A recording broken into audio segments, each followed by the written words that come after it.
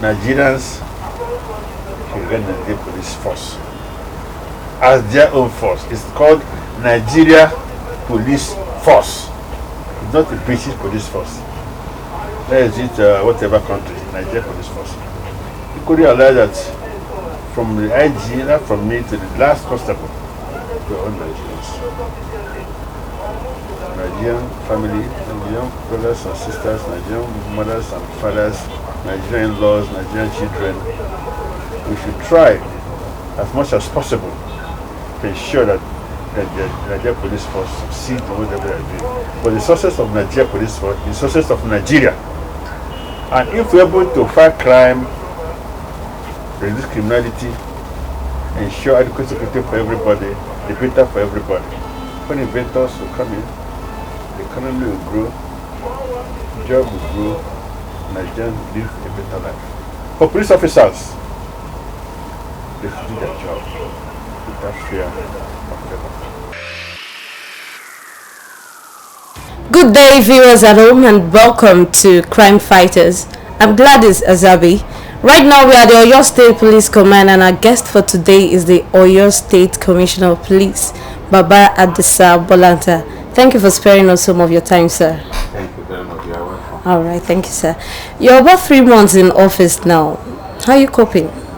By the special grace of God, I'm coping. It's the job I've been doing for long. It's not a new thing.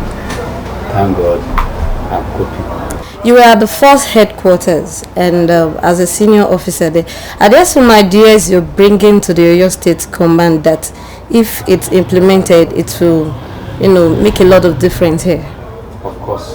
Okay, what are some of these You ideas? see, one of the program of the present IG is to strengthen the police community policing skill. Part of our effort to further enhance that community policing is a program we designed here, and that program is designed at changing the attitude of our men towards members of the public.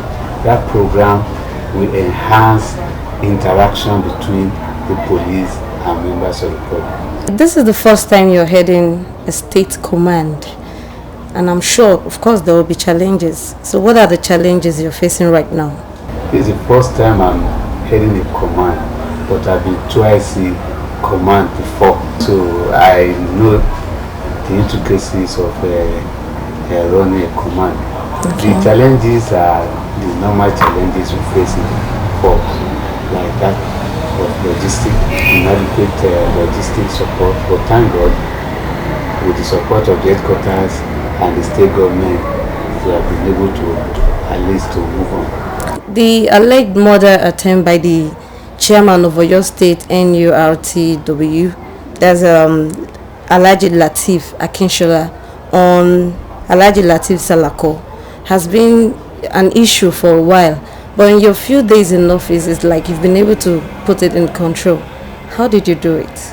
Well, a crime was committed. And naturally, as police officers, when there is a crime committed, you look for the author of that crime. So that is what we have done by apprehending the people behind the crime. We arrested Tokyo and some other people that we suspected to have masterminded that incident. It was not an attempted murder, it was a case of murder, although it was an attempt on the life of Salako. In the process, 2 other people were killed. So it's a case of murder. Some human rights organizations and some members of the public still believe that the police still torture suspects to get valuable facts, and they believe that it's a violation to human rights. What are you going to do to disabuse the minds of the public in this regard?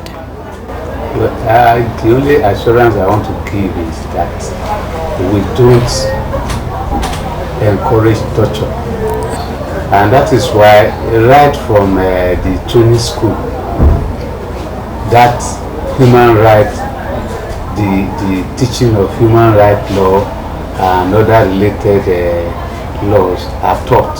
So right from the time you have a constable or a recruit in the training school, he is taught basic human rights and other related laws, so that by the time he gets there, he knows what to do. We don't encourage torture, because we know it's a violation of people's right. We don't use torture to get confession.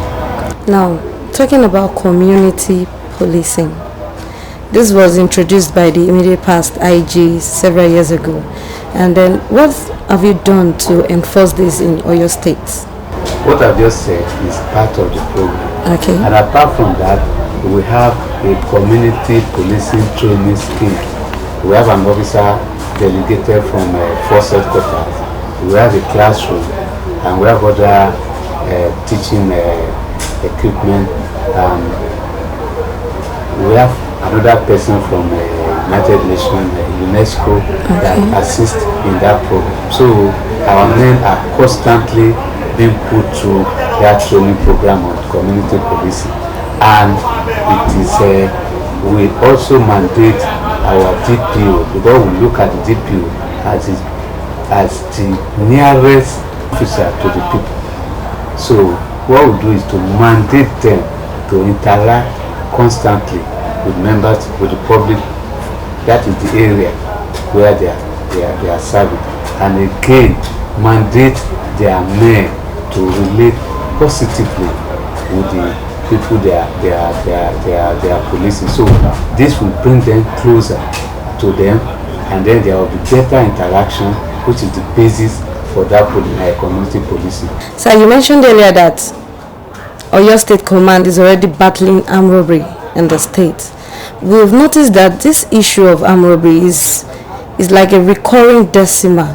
Why is it that the police force cannot put a stop to the armed robbery activities, or at least bring it to the barest minimum?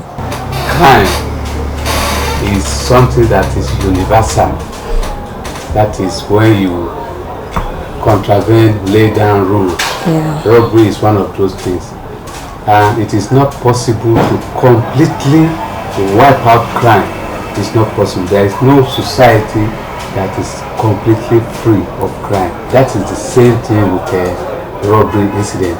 You will discover that since the inception of this present police administration, a lot of effort has gone into policies that will reduce acts of criminality to the barest minimum. Not only robbery, forms of crime.